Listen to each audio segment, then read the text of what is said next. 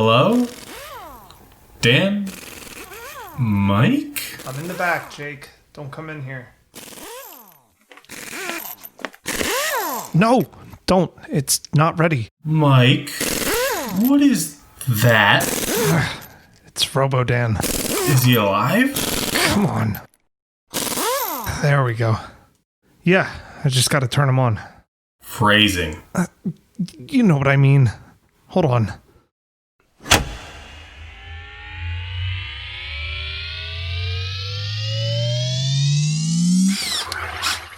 Prime directive. Eradicate the human race. Oh no. I always knew it would end this way. What, being murdered by a cyborg? Kinda. More specifically, Dan being turned into one and then killing me. Oh, that makes more sense, actually. Must destroy. Must destroy. Just kidding, you knuckleheads. My prime objective has not changed. It's still to eat pizza, help people find DC comics that they like, and to have a good time. Let's crack a cold one and get on with the show.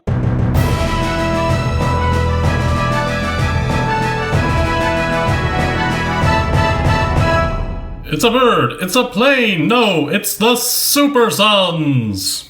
Hi, I'm Dan. And I'm Jake. And Jake, to get our episode started, I want to introduce our character in a different way. I'm going to take it down a little notch right now. BOOYAH, BOOYAH, got his cannon blaster. Cyborg, woo, baby, Mr. High-Tech Master. Whoa, whoa, whoa, whoa, whoa, whoa. Mr. Made by Disaster. Oh my fucking god, I always thought it was Mr. Meatball Disaster.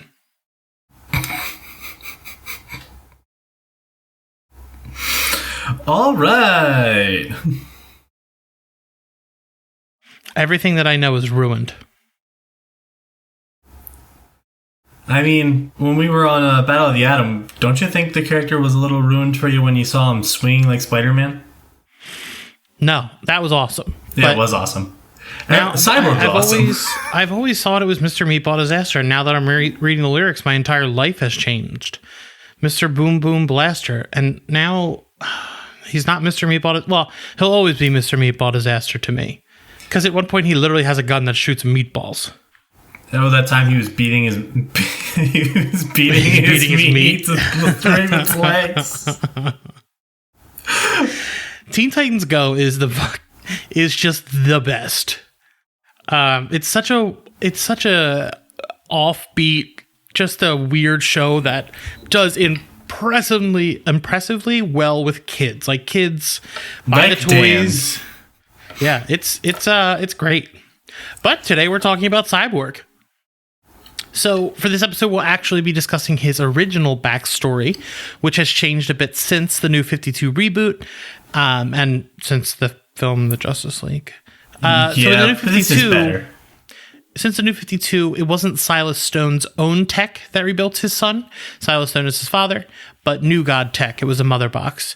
The story varies a bit with how Victor was hurt, which was also caused by the mother box. So just not to confuse you, because we did talk about this in our first episode, in this, the story is pretty different. And better. Jake, who created Cyborg? Oh, the one. Well, technically two. The one and only Marv Wolfman and the one and only George Perez. The best creative duo ever. Oh God, they're so fucking good. Yeah, their work together is just incredible. From Crisis to this to anything they've touched has just been gold. And like they set a gold standard for what DC Comics are. They're the father of what DC is today. George Perez is also the only person who can like fit 1 billion characters on a page and it not look weird, and everyone gets enough detail. Yeah, like every single character looks like themselves. They don't look like... You should look at his Final Crisis Legion of 3 Earth story that he did with Jeff Johns. Oh my God. He draws every single member of every single Legion. The man's a master. He is a master. I'm drinking out of my Birds of Prey water bottle. I'm very excited about this. We got this when we were at the mall the other day, and it's got Bernie the Beaver on it. I just want to let everyone know that Bernie the Beaver is in this episode. Thanks, Jimmy. Thanks, Amanda. Jimmy and Amanda. You're right. You're right. I realized that as I was saying. Yeah. So, this issue is New Teen Titans Secret Origins #1 and is written by Marv Wolfman, pencils by George Perez, embellisher, which is an inker, thanks to our friend Luke, who told me what that means. If you want to find Luke, download Multiversal Q or one of his other 10,000 podcasts.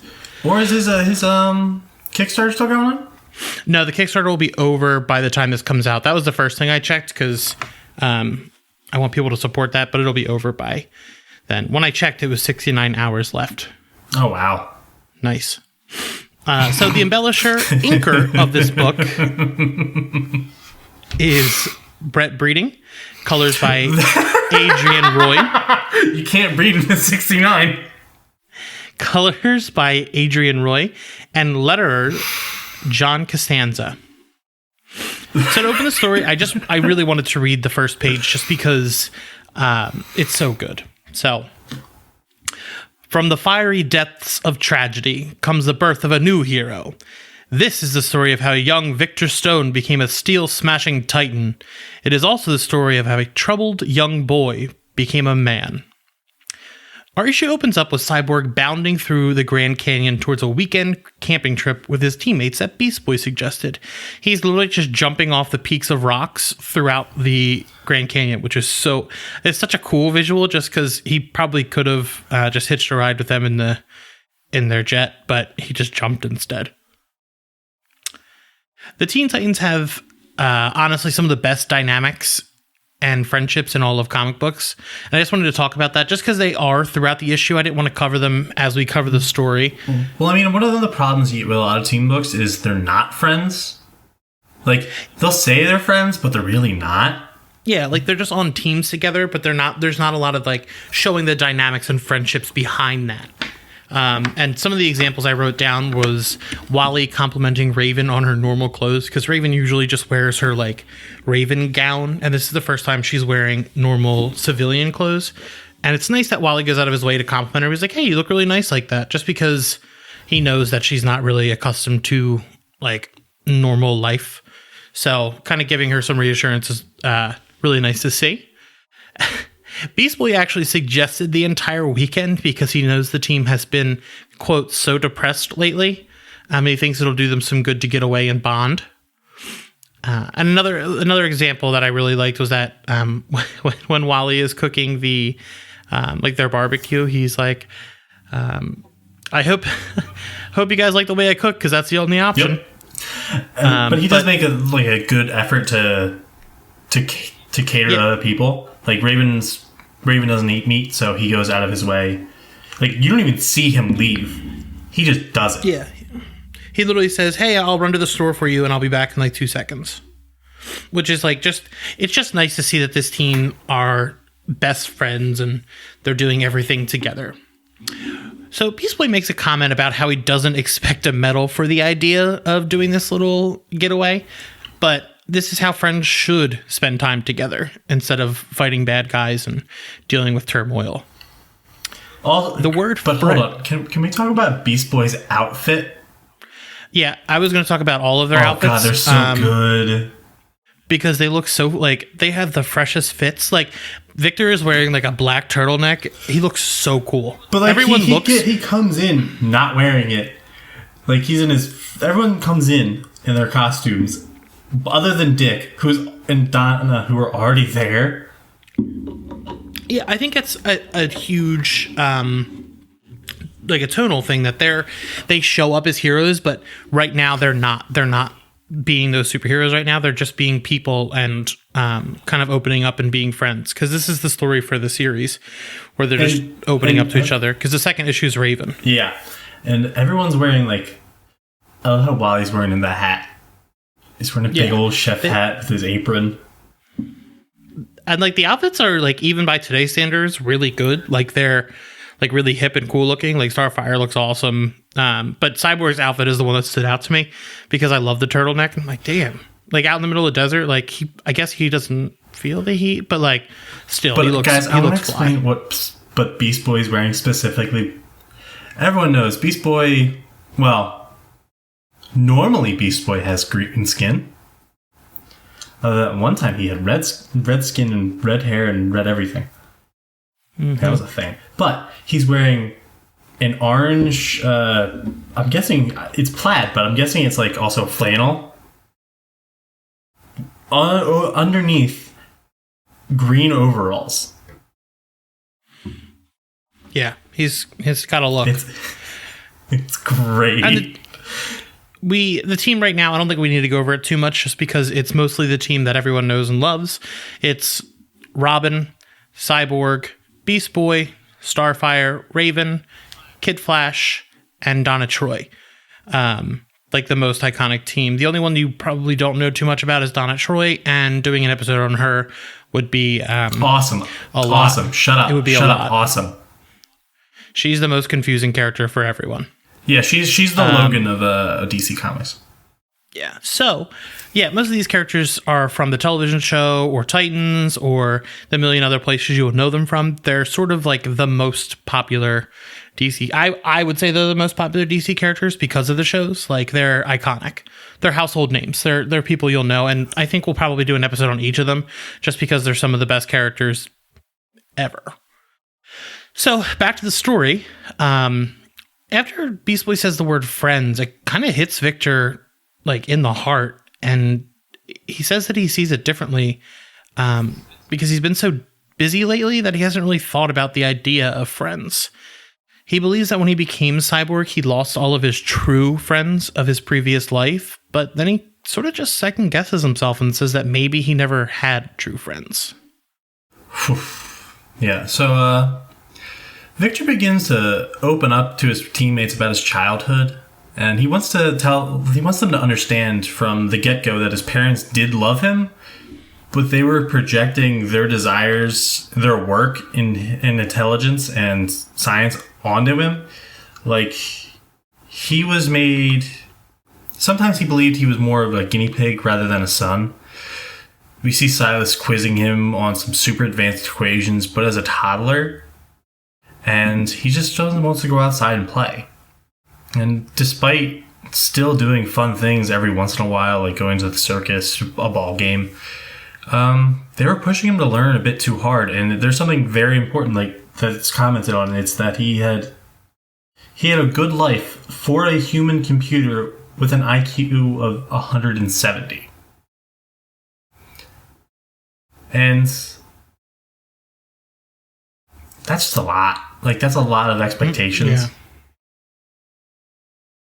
It's dangerous. Yeah. Is what it is. You can't put that much effort.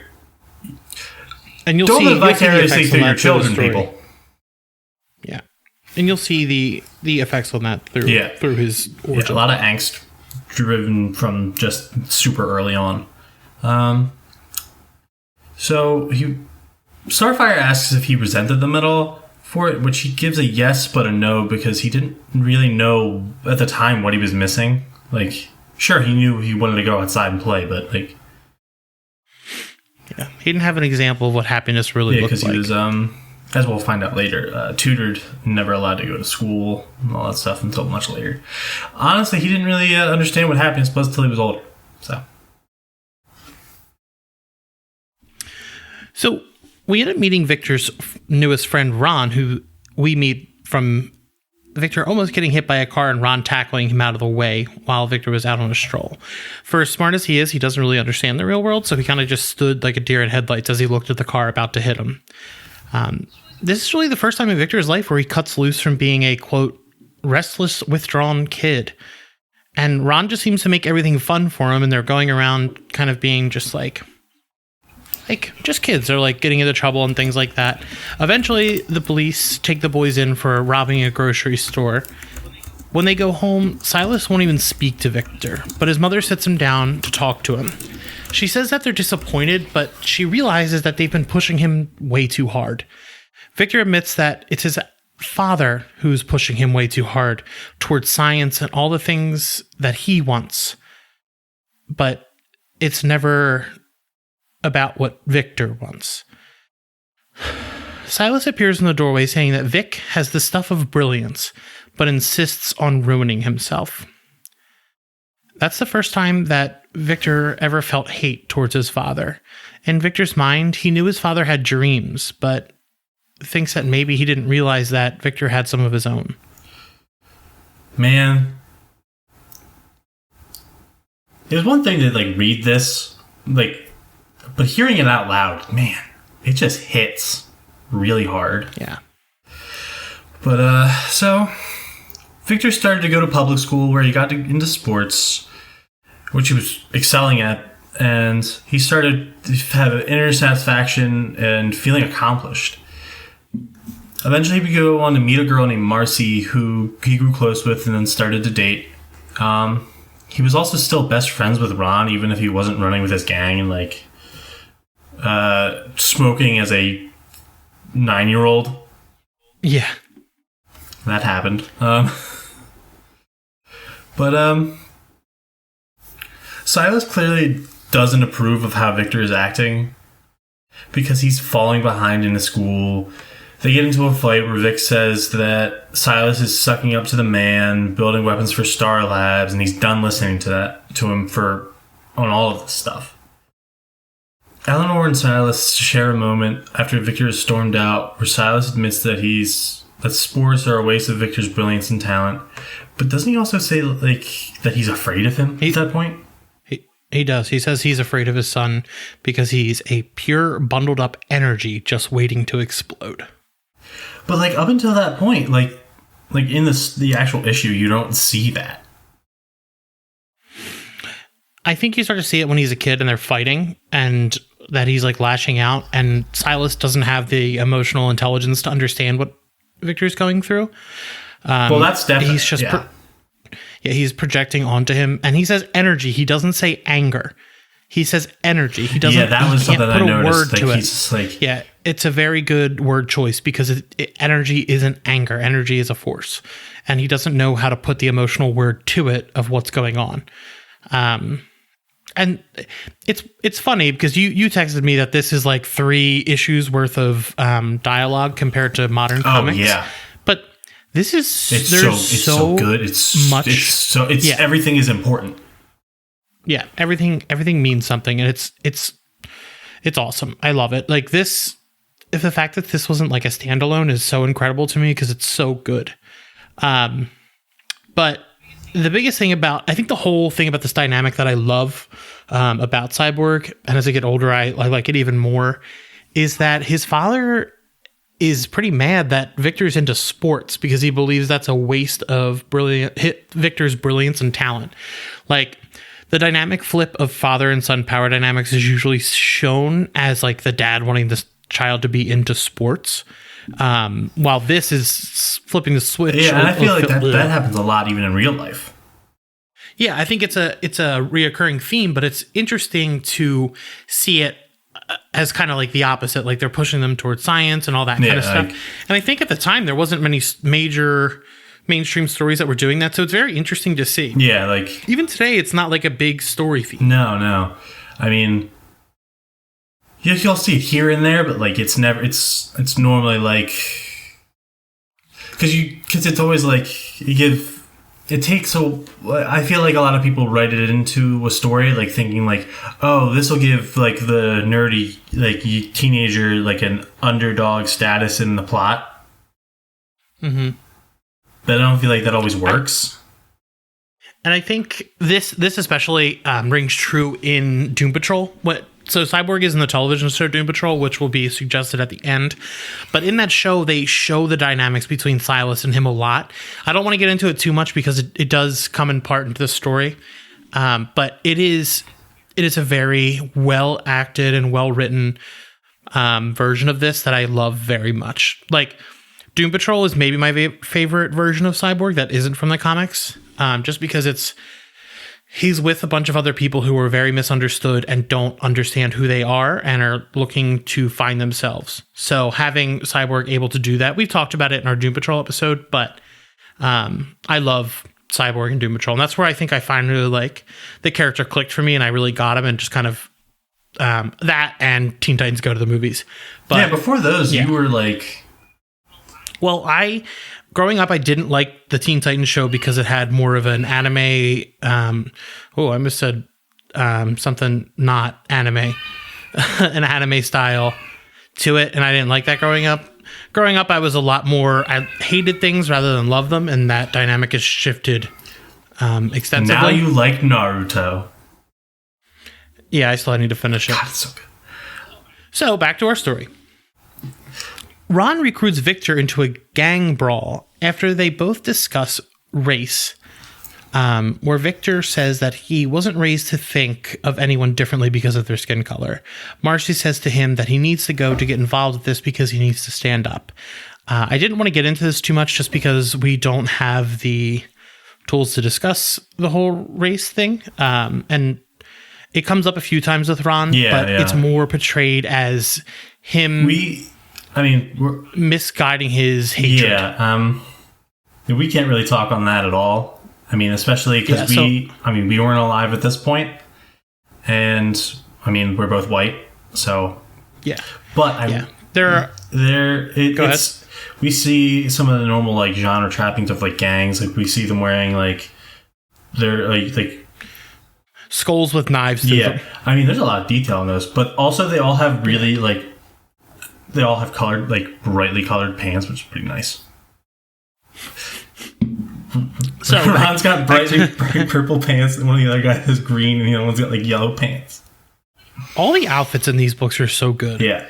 So but also the colors are so good. Like I'm going like God, there's a lot of care that went into these colors. I've been reading. I'm still reading through the original Booster Gold series, where a lot of them are like all the colors that kind of bleed out. God damn. So, during the fight, Victor gets cut. And once he sees the blood, it kind of just unleashes all that anger in him that he's been building up. And he says it doesn't matter about color and people. They don't matter anymore. All he wanted to do is kill. Well, one of the interesting things about Victor and race in this story is he talks about how he doesn't feel like it's his fight because he came from like a place of privilege, coming from two scientists. And how he was always, as a kid, he didn't really feel the effects of racism because of being stuck in the lab all the time, which is interesting. Yeah, because he doesn't have he doesn't even fully understand. Yeah. So when Silas sees what happens to him, he says that he swore if he ever turned out this way, he would never call him son, and he storms out of the house. Victor starts to blame his father for this, but by saying like he pushed him too hard and stuff, but Eleanor doesn't take it. She says that he can't blame his father for this one. She says that he had the freedom of choice. Victor was the one to choose to go to public school and do sports. They didn't stop him from doing that. He could have gone anywhere and done anything, but his real problem is that he doesn't know what he wants to do. She says that there's an anger inside of him that he needs to aim at himself for ruining every opportunity that he's had. And Victor admits to his teammates and his friends that all he was back then was anger. Yeah. And then he goes... Some time passes before we see Vic and Ron meet up again. Ron's still wearing the purple pants, but yeah. Sorry, I'm stuck on these purple pants. They're great. But Ron wants his help to take over the Statue of Liberty to show how bad they've got it. Vic says that he isn't going to help him with this, and because Ron has let his hate consume him. Ron accuses him of only getting a scholarship because of his dad, but Vic says he worked hard for it. Ron went through with it and got arrested. And then it cuts back to the present, and Raven says that he rejected Ron's violence, which meant he was growing up. Which is really interesting, because Raven is the one who's had to fight against influence of others her entire life. Like, hardcore. Her dad is a real demon. Yeah, I mean, this takes place a little bit before what would eventually happen in the story, because, I mean, you can tell because of her hairline. Yeah, and we don't know much about her. We don't know that her dad is actually a demon. Yeah, and after some training to make the Olympics, Vic stops by his Star Labs to see his mother, his parents were working on 2 projects, but one of them was a dimensional probing thing, like it opens a portal, and it releases a monster of like a cloud blob. It looks like a big yellow gooey mojo monster. Yeah, it's like if you like throw like a thing of like slime at someone's face. Yeah, it looks like. I mean, that kind of happens to Vic. Slime YouTube. Yep. That was what they were trying to do. They were trying to get into the slime vlogging scene. But no, that monster kills his mother and nearly killed him if his father hadn't risked his life to save him as well, because his father crawled to the other end of the room. I don't think his father really knew what was going on at that point. He said he knew he had to stop it. He knew he had to stop it, but he just crawled over through the lab and then hit the return button. So, right after that, we see Silas standing at the grave of his wife, and Silas wasn't going to lose his son like he just lost his wife. And Vic says that he must have sworn that I wouldn't join her. So he takes a cybernetic suit that he'd been working on to keep he does it without permission from Star Labs. He does it without testing it. He needs to save his son right now. I mean, before we go any past this, I want to look at the fact that if you look at the way his father's dressed, before this, he was all prim and proper. His shirt is all the way buttoned. He has a tie, and this time his collar is just fully open, no tie, is just determined. It's the same outfit. It's the same outfit he was wearing when he saved him. No, it's not. It's not? I thought it was the green shirt. Well, it doesn't matter. No, he wears a green suit throughout the whole issue. But no, his father was wearing like a brown, like a peach coat. Yeah, so basically he's doing whatever he can to help his son survive. Yeah, like he's just... I like this image because it's like, looks like... And he's not wearing his glasses either, so it's like something... It's fundamentally different with him. Yeah. He's a little more unhinged. He's not properly thinking about what he's doing. I wouldn't call him unhinged because... Not unhinged, no. I'm not going to say it made him a better person because of the tragedy, but like it opened his eyes to what he had done his entire life. So he takes this cybernetic suit without permission of anybody and saves his son. Victor says he is like a latter-day Frankenstein. And it's at that moment that I realized that his name is a reference to Dr. Frankenstein. Yeah. Like it never clicked in my head until I read it, and I was like, oh my god, Victor Frankenstein. Wow. And then stone compared to steel. Yeah. So I wanted to add, like, do you think Silas is right for doing this? Like, taking the choice away from... No, that's why I think what I was saying about his appearance was important. Because I don't think he was... I think he was more determined and, like, he felt, responsible and wanted to care for his son. But I also think he wasn't thinking, I think, at all when he went through this. He didn't think of any consequences. But then again, that's kind of seems like in character, but a little too far. Yeah, for me, I think it is he was in the right because, and I wrote this down, that he loves his son immensely, and even though Victor doesn't see it till later, he was trying to make for all of his shortcomings and failures. It's his fault that this happened, and that he wanted to save his son. Like, he didn't want him, he's so young, and he had so much ahead of him, and Silas thinks the world of Victor, even though he can't tell him that in the proper wording, like, he thinks he's brilliant and all that kind of stuff. He thinks the world of his son. He only wants the best for him. He just doesn't know how to show him that. Yeah. So when Victor awakens, but also, all he feels before we go any further past that, how do you like this version of him getting the suit versus the New 52 one? I prefer this. I like this a lot more. I like this a lot more because it's... I don't like the introduction of alien technology into it, just because I think Cyborg being the ultimate person is what I like, and not having an outside source. Like, his dad did this, but like I think it takes away a little bit. The New 52 one takes a little bit away from Silas. Yeah. Yeah. Oh, yeah. I think that a lot. Because Hylas is like brilliant. He's just, I think the entire dynamic of him not being able to tell his son how he feels is a lot. And giving him this ultimate technology is how he shows it, even though he gets it thrown in his face. Because when Victor wakes up, all he does is feel anger and numb. So he wakes up and he just takes it all out on his father, saying that he used him, that Victor hates him, and that his father finally got what he wanted. And he looks at him and he yells, "Why couldn't you just let me die?" And from there, it takes 5 months for Victor to even hold an egg again, which is significant because it's life. Like, it's the beginning of life, and he's restarting his life entirely. And he's finally holding this. He had to learn how to walk. He had to relearn everything. And it like kills Victor, because even though he puts all this work in,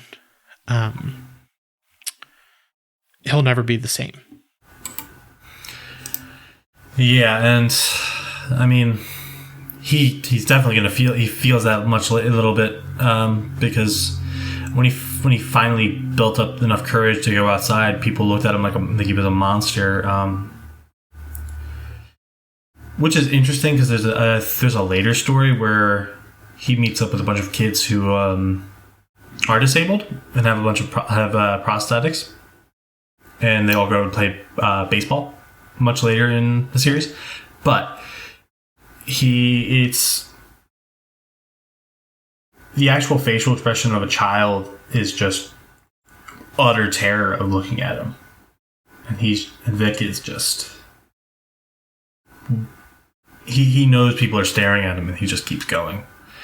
And then he goes to meet his father, where he tells him to shove it, and that he doesn't care about anything. He doesn't care if he dies. He's done dealing with his father. He's just gonna go.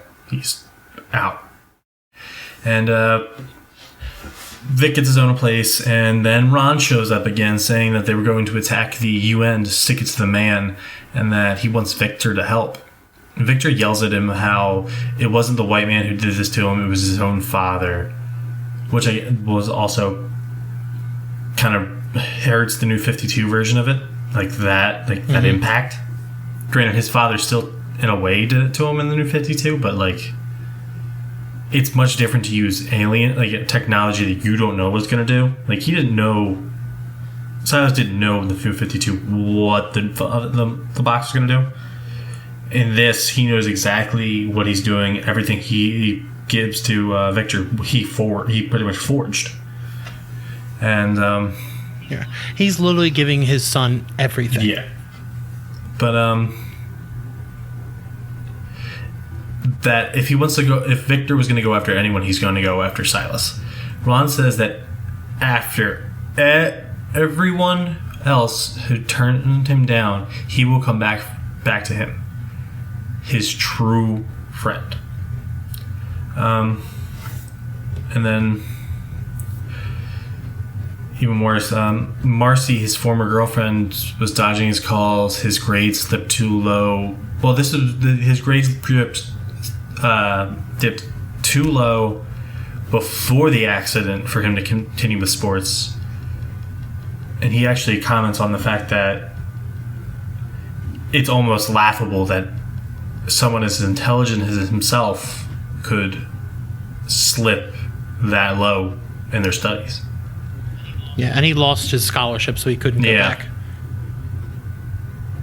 So Victor returned to Ron and said he would do it.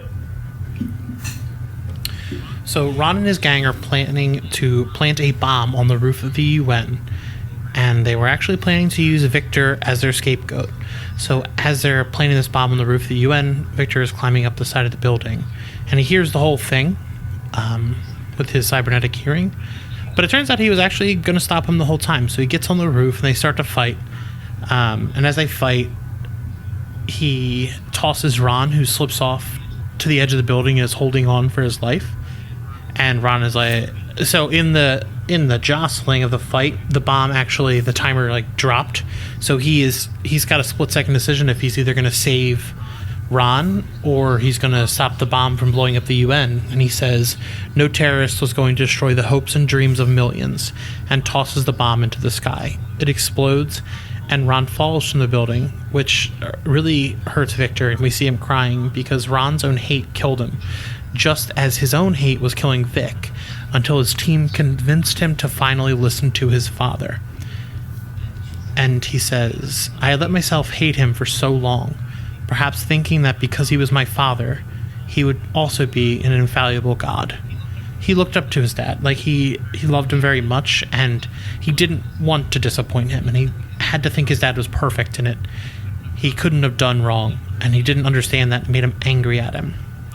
But because of his true friends, he learned to love his father until the moment that he passed. And he says, so yeah, real friends. I didn't have them when I was growing up, and sometimes I get misty-eyed because I certainly do have them now. And that's the end before Raven starts thinking about his story, and it leads into her origin story in the next issue. Which, honestly, Jake, I think we're going to do all of these issues. Oh, absolutely. Because I love Raven and Starfire, and I love Beast Boy, and I love this whole team now. Yeah. They're just really good characters. It's and interesting. Marv and George. Interesting because I've loved these characters since the cartoon, and even before that, when we'd see like the little reruns of like the old like cartoons of like Super Friends, but you'd also get like the old Teen Titans cartoon thrown in there. You get a bunch of that stuff. God, that cartoon was the original cartoon for the Teen Titans was weird. I mean, you remember? You know what Wally looked like? Yeah, it was so weird. I actually just saw a picture of what Bizarro Cyborg looked like in that, and he kind of looks like he was made of wood. It's wild. So, my favorite panel of this issue isn't actually a panel; it's a whole page. It's when Cyborg is being built, when Silas is building him. The art team knocked this one way past the moon with that swing because it's just so beautiful. Like it looks like real science stuff is happening. Like it's hard to explain that without showing you the page, but I'll post it on the Twitter and things so you can get a look. But it's just a beautiful sci-fi-y thing. My favorite panel is when they all get their hot dogs and like they're all like at the table, and when Victor is telling everybody else that besides they did show that they loved him, Dick Grayson's just in the background, just smelling his hot dog, like really like enjoying everything that's happening. My favorite moment of this whole story is when Cyborg is talking to the team at the end, and he talks about how he loves his father and he loves his friends. Like that's why the Teen Titans are the best team ever. Oh yeah. My favorite moment was probably when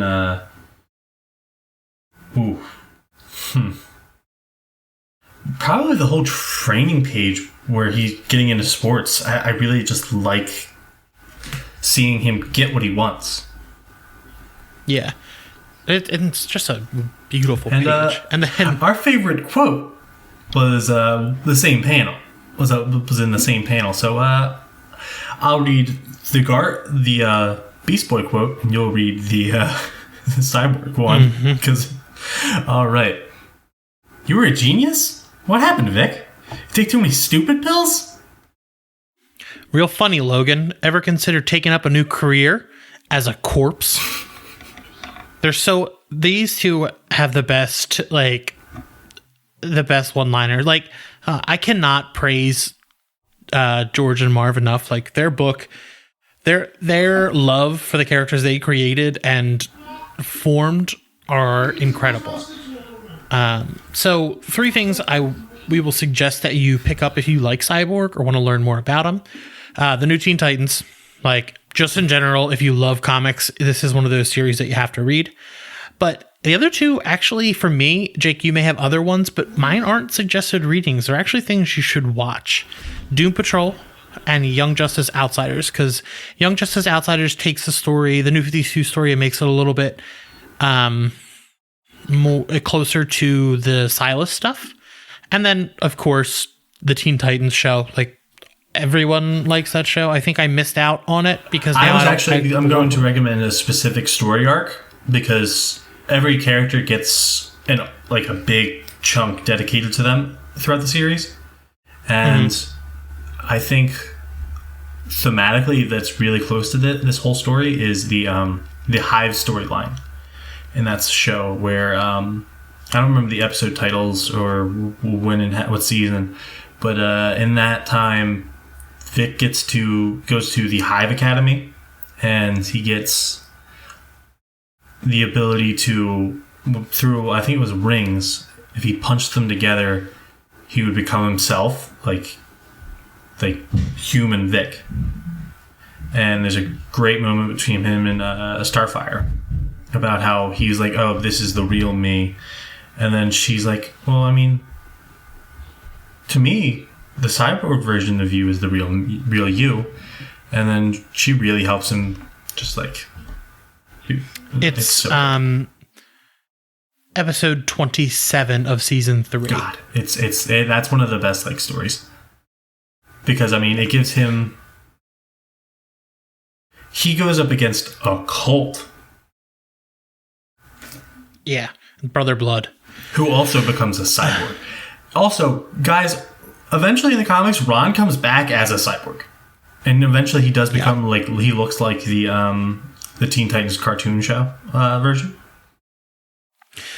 Yeah. So, Jake, you already said what you're reading, which is Booster Gold still. And I'm also reading Basket Full of Heads from Hill House and a shit ton of Boom stuff. I am reading. I only really get to read on the train, and I'm reading These Savage Sores, which is Ram V.